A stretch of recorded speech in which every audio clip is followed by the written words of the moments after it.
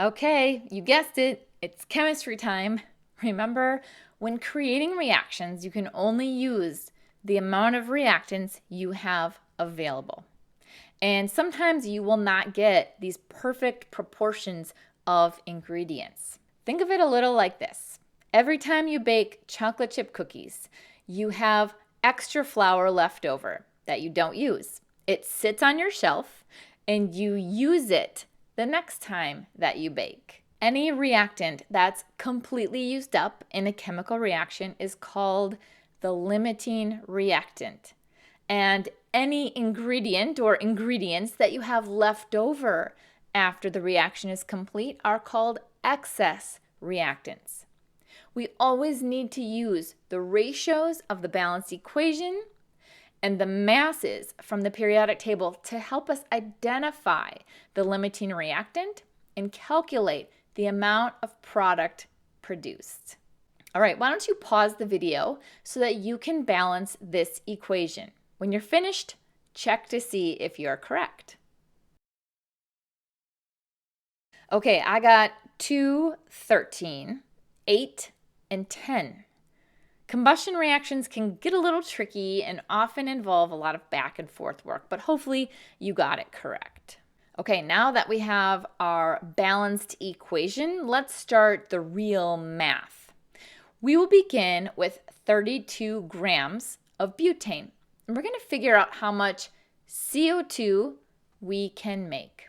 The mass of a butane is 58 grams. The mass of a mole of oxygen is 32 grams. And the mass of 1 mole of CO2 is 44 grams. Now I got all of these masses from the periodic table, just added the elements involved in each one. Okay, so if we have 32 grams of butane, that is equal to 0.5517 moles of butane. Since it's an 8:2 ratio, we will make 2.207 moles of CO2. And that CO2 will have a mass of 97.10 grams of CO2. Next, we want to do the exact same process, but for our given amount of oxygen. We're given 42 grams of oxygen. The mass of 1 mole of oxygen is 32 grams. So that means that 42 grams of oxygen is equal to 1.3125 moles of oxygen. Now, because we have an 8:13 ratio of CO2 to O2, this will create 0.8077 moles of CO2, which has a mass of 35.54 grams of CO2.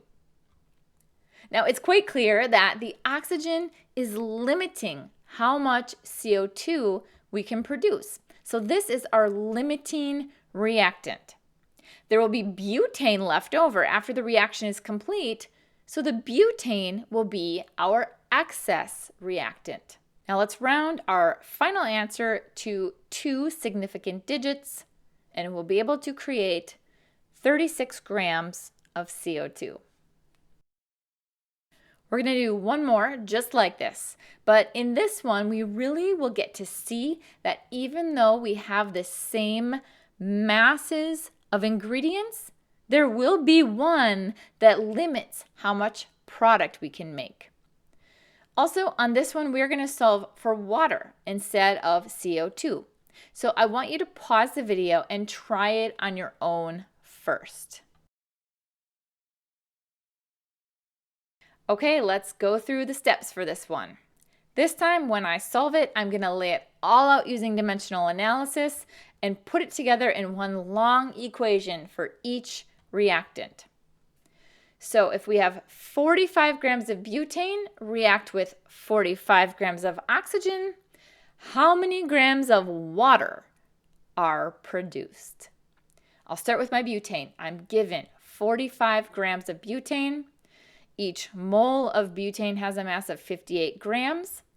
For every 2 moles of butane reacting, there are 10 moles of water formed, and each mole of water has a mass of 18 grams. This gives me 69.83 grams of water with just the butane. Now we're going to compare that to what we would get if we used 45 grams of oxygen. Each mole of oxygen has a mass of 32 grams. For every 13 moles of oxygen used up, we create 10 moles of water. And each mole of water has a mass of 18 grams. This gives us a total of 19.47 grams of water.